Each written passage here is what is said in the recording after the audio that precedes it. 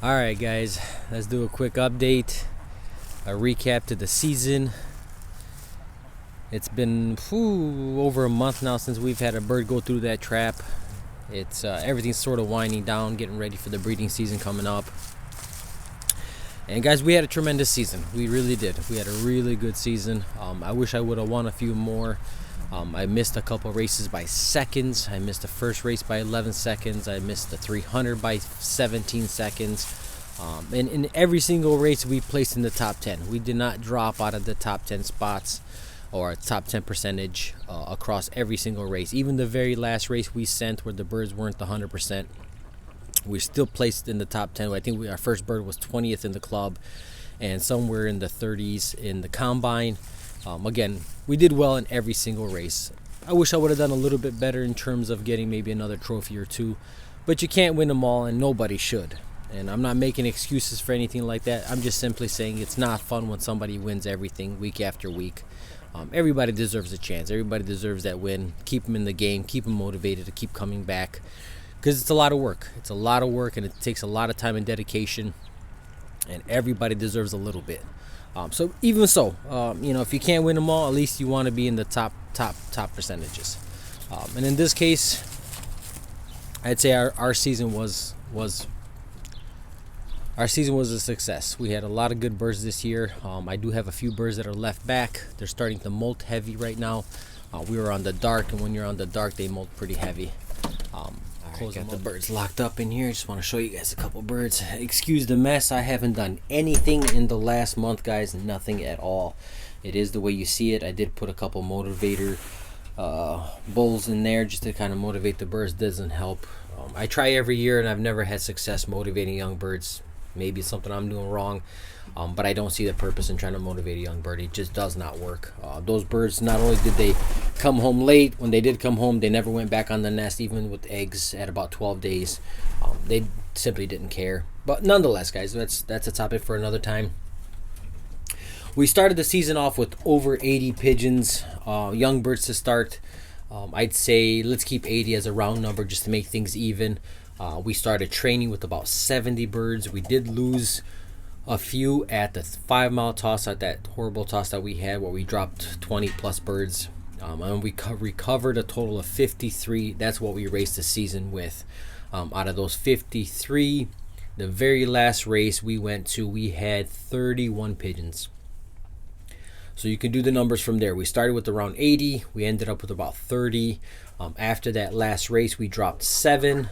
So we had somewhere in the 25-6 mark, something like that. And out of those, I found homes for every single pigeon, with the exception of the ones I held back. The birds you guys see here, we're looking at the 4 birds with the dropper, the birds that held back. I had one more that I recently shipped out to a friend of mine in Texas that was also in the Classic, was one of my second birds home in the money.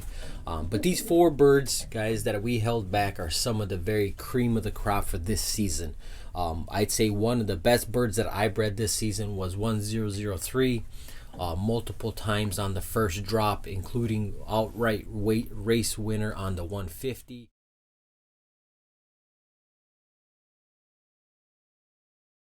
He is a son off of Crispy and 1081, the box that I hate the most, the nest box that I hate the most up top corner. That's where that youngster came from. It's the very first youngster I banded this year, or at least the very third youngster, I guess. 003 is the third youngster I banded this year, and he was a tremendous bird. A cockbirded, what it looks like. I'd probably say it's one of my best all-around birds for the season.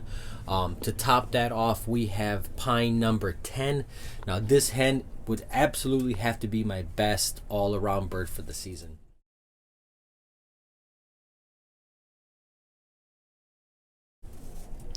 She was on my first drop. I would say 80% of the races that she went to. Every single race she was on that first drop, including the winning drop.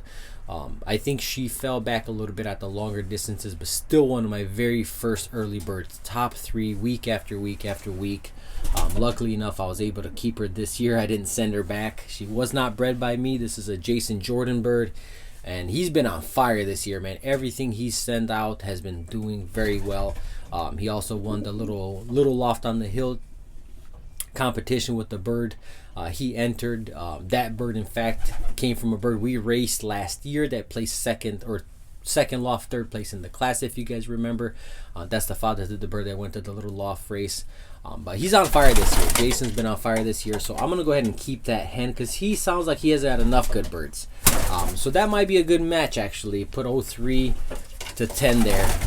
Again, those have been my most consistent birds. Now, moving on to the distance bird. All right, so let's move on from club racing to the big combines, the big classics, the big freaking money races, and the birds that achieved this year's money for us.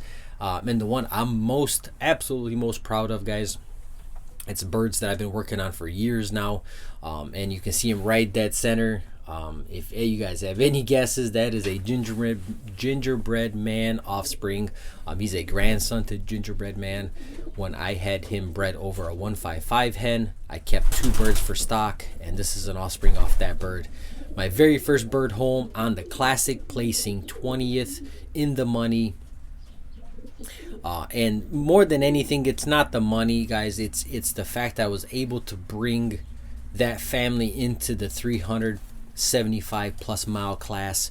The gingerbread man stock has been good to about 300 miles. Gingerbread man himself is a 300 mile winner, and it seems like his young birds, his youngsters, I can get up to about that distance, and then they start to fall behind. So that's why I wanted to put some more distance into them. And I was able to achieve it, guys, bringing in these 3 different lines that we've been talking about over the years. My 155 stock, my Chris family of birds, and then the gingerbread man family. Combined these 3, and this is the outcome. This is our very first bird on the drop, placing in the money. And the bird I guess I'm most proud of, to be honest with you guys, only because I know what it took to bring them out, and I finally got one. Yes, he's a red, and yes, he had to go to auction, and I had to buy him back because he was in that top 30 positions.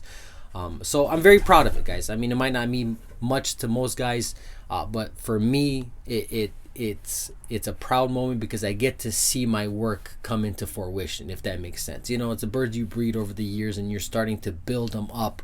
It's not just, well, I put 2 birds together and they clicked and they bred me a good one. This was premeditated. This is, I added the right amount of speed and distance in these birds to get them to where I wanted to be. In my opinion, the birds that perform early, like 03, really aren't built for the distance. The distance birds won't do much till the very end. It takes a different animal, guys, to get a bird to come home from a 400 mile race, especially a young bird, close to 400, 372 or 3 miles from me, or what it was. It takes a different bird, and throughout the season he didn't do much. He was right in the middle somewhere, nothing really to talk about, but right towards that end, boom, he was my first bird home on the drop. Again, winning me a little bit of money. Unfortunately, I took probably most of that money to buy him back, and he's well worth it. He's well worth it because it means more to me than the money that he earned. But again, that's just me ranting, guys. I'm proud of the bird.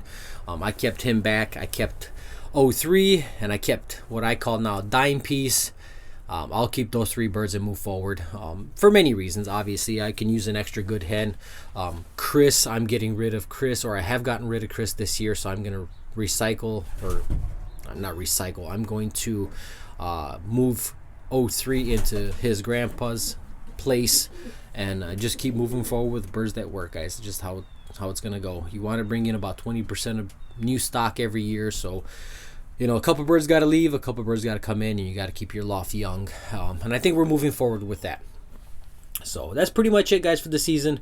Again, we had a really tremendous season. I can't argue. Like I said, I wish I would have done a little bit better in terms of bringing home a couple more trophies, but no complaints, guys. No complaints.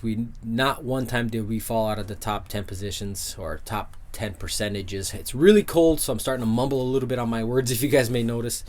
Because it's a cold morning today, but nonetheless, guys, that's all I have for you. Hopefully it's enough. Hopefully it's enjoyable. We'll catch you on the next one. There's a little bit more to talk about, and I don't want to make this video too long, so we'll catch you guys on the next one.